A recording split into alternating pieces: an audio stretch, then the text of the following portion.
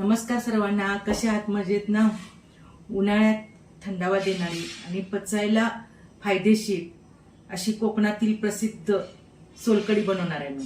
ती पचायला खूप हलकी आणि पित्तशामक आहे ती. तर त्याची आपण आता रेसिपी बघूया. चला, आता त्यासाठी लागणारं साहित्य बघूया. ओलं खोबरं बाउल भरून घेतले मी. हे आगळ आहे. आमसूल जरी रात्री पाण्यात भिजत घातला तरी चालेल. ओले आमसूल आहे ते. त्याचा आगळ काढून घेतलेला आहे मी. हे आगळ बाजारात पण विकत मिळतं. ह्याच्यात साखर नसते, नुसतं मीठ असतं. जिरं आहे, साखर घेतली चवीपुरती, लसूण, मिरची, आलं, कोथिंबीर, मीठ आणि हे कापड आहे ते आपल्याला गाळण्यासाठी पाहिजे. चला, हे आता सगळं मिक्सरला बारीक करून घेऊया आपण.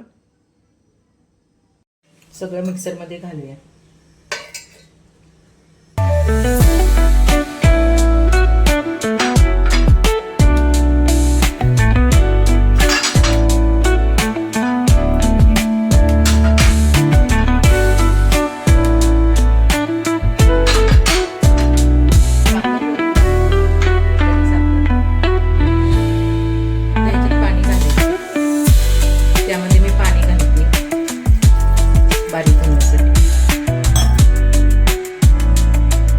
बारीक करून घेतले. आता त्या कपड्यामधून आपण गाळूया.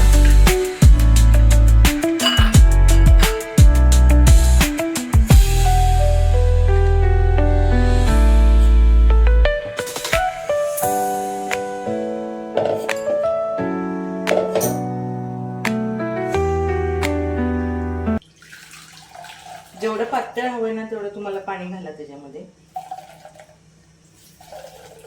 नारळाचं पाणी पण घालतात याच्यामध्ये. तुम्ही पण घालू शकता नारळाचं पाणी. घट्ट पिळून घ्यायचं. अजून एकदा मिक्सरला बारीक करून काढायचं. हे एकदा काढून परत अजून एकदा काढायचं, म्हणजे पाणी चांगलं निघतं.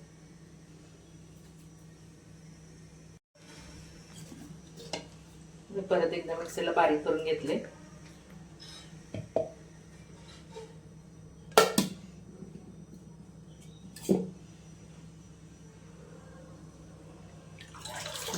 किती मस्त असं ह्याचं घट्ट रस निघालाय बघा.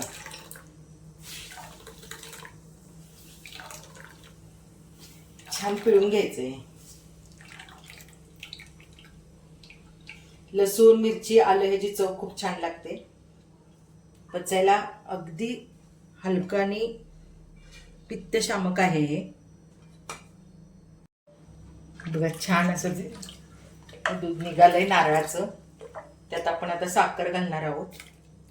जरा जास्त घालायची साखर, म्हणजे काय, आणि आगळ जेवढं पाहिजे ना आंबट तेवढंच घालायचं. बघा, कलर किती मस्त आलाय बघा.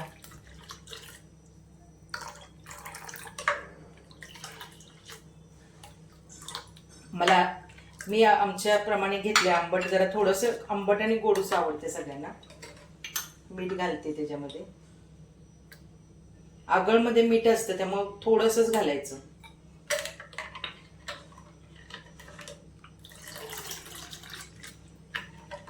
बघा कशी दिसते सांगा मला. आता मी बर्फाची तुकडे घालते.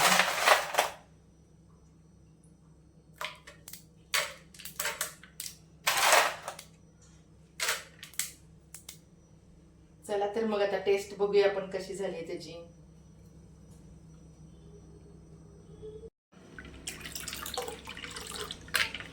त्याची टेस्ट बघूया आपण. कलर बघा किती सुंदर आलाय. तर सर्व करूया बाउल ह्याच्यामध्ये. ग्लासमध्ये सर्व करूया आणि पिऊन बघूया कशी लागते.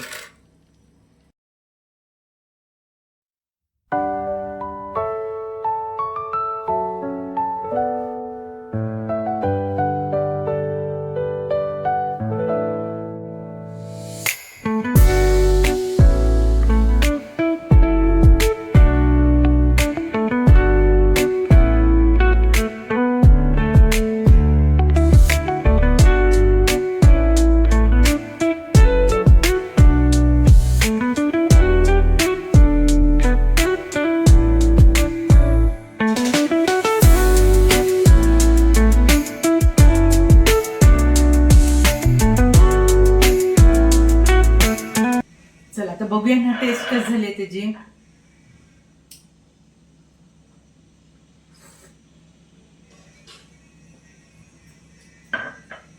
हा मस्त, अगदी तोंडाला चव आली. तुम्ही पण नक्की ट्राय करून बघा. रेसिपी आवडली असेल तर लाईक करा, शेअर करा आणि सबस्क्राईब करायला विसरू नका. नमस्कार.